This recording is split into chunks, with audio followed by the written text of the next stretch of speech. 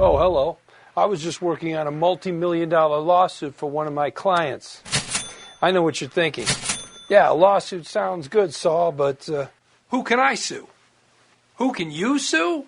Try police departments, libraries, construction companies, school officials, cleaning services, financial institutions, local and international, your neighbors, your family members, your church, synagogue, or other religious institution, your employers' customers, suppliers, companies in other countries, companies that made the drugs that were turned into the drugs that you took. The possibilities are limitless. But Saul, how can I sue these people and institutions? I have no grounds. Do me a favor. Let me answer that question in person. Better call Saul. That is awesome. That's Bob Odenkirk. Saul Goodman on Breaking Bad, and he's got a new movie out that The Spectacular Now, which Richard Robert's about to review in just a few minutes. And I don't know, Bob. Maybe you can stick around and just listen on hold because I think you're going to like the review.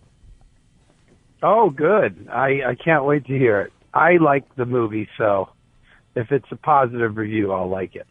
Well, Bob, one of the things I like about the movie, and people, you got to check this movie out. It's called The Spectacular Now. Is the adult characters in these coming of age type films are usually, comic foils. It's always Brian Doyle Murray, who I love, but it's always like, why you kids? I oughta. While the milkshake machine is overflowing or something, And one of the many pleasures of this film is Jennifer Jason Leigh, who plays the lead character's mother, Kyle Chandler, who plays his estranged father, and you, who play his boss at his part-time job, are real, believable, real-world, authentic adults, and it's just so rare to see that in a film that's largely centered on young people coming of age. Yeah, that's true. It's everybody's three-dimensional and has an awareness on multiple levels. They're not just a simple reduced point of view and just a echo chamber of negativity from the adults. Everyone's really kind of they're living characters, and this movie was really special to read the script. It was all in the script. And James Ponsoldt, the director, he let us play the parts. As you can see, he shot a lot of it in single shots, and that really lets you bring the person to life and the relationship to life. So, and Bob, now you're originally from the Chicago area, right? Berwyn? Is that where you? I'm from Naperville, Illinois. I was born at Berwyn General, but I grew up in Naperville. Yeah, and I gotta say that obviously what's getting a lot of, and we'll get back to the movie here in just a second, but what's getting a lot of attention is Breaking Bad. It's it's a great series, and I'm lucky to be a part of it. And I think that I have kind of a flashy role. If you're talking about the color of my socks, if you notice Saul Goodman, so people notice him, and they somehow, for some reason, they like him. When that role first came to you, Bob, was it going to be just a couple of episodes story arc, or did Vince have the idea from the start that he'd be a recurring character? It was supposed to be 3 or 4 episodes, and Vince Gilligan, who writes Breaking Bad, he's always humble about how much he knew was going to happen, or how much he had planned beforehand. And I believe him, but only up to a point. I mean, the guy is, I think he kind of has an instinct for what might happen, but then he just checks it out. So, for instance, he had Saul come in for 3 or 4 episodes, and then if he saw how Saul worked in that scheme of things, and he thought, here's how I could use him further, and he probably suspected that might be the case. Famously, he talked about Jesse, the character of Jesse Pinkman, was supposed to die in the first season. So that's a bad. Wow, it's hard to imagine the show with Jesse gone. I mean, it would have gone in a completely different direction. I know what you mean. There'd be a lot that would be different, and seems like not as good. But I think, like I said, I think Vince just he's humble about how much forethought he put into it and how much he knew. He doesn't want to sound like as smart as he really is.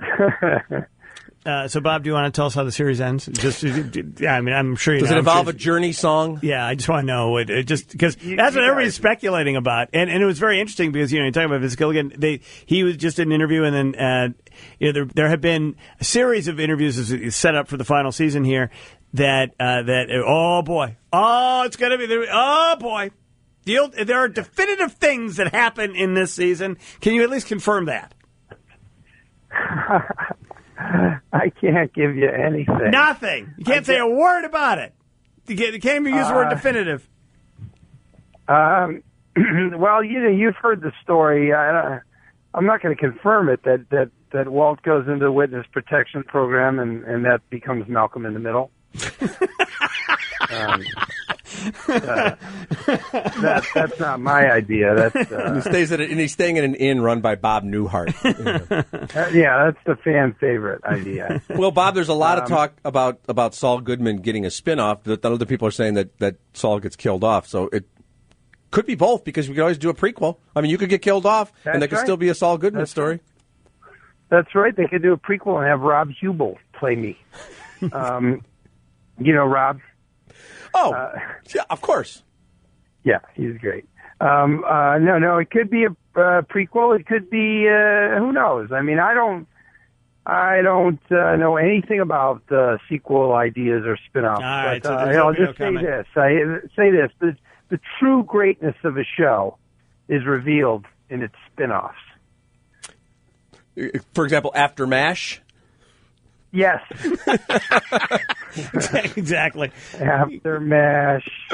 What else is there? Joni Loves Chachi.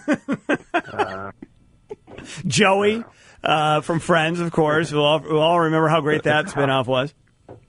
Although they actually did make an excellent spinoff with Matt LeBlanc that British television made. That I don't know if it's getting picked up again, but it was that episode was really that was actually a pretty good spinoff.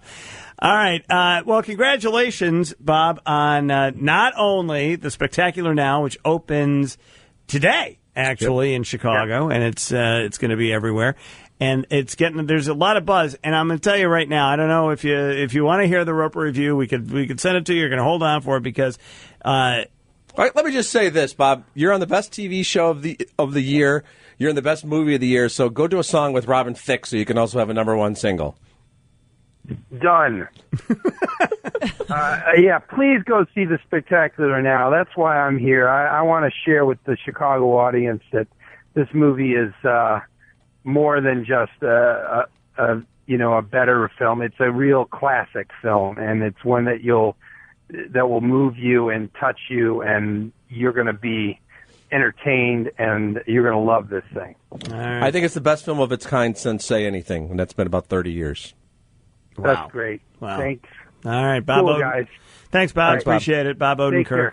Bye-bye. You can see in Breaking Bad. He's done a million different things. He was on Saturday Night Live. He actually wrote that Chris Farley, the guy down by the river. He wrote that whole character, and he was on Larry Sanders. But probably his best work was done on stage with me at the Park West when we did a full movie version of the Superfan script, the unproduced version. And I know Bob didn't want to mention that because he was just too humble. Oh yeah. I'm sure that's his most memorable moment. All right, coming up, Roper reviews of this, The Spectacular Now. Wait to hear this.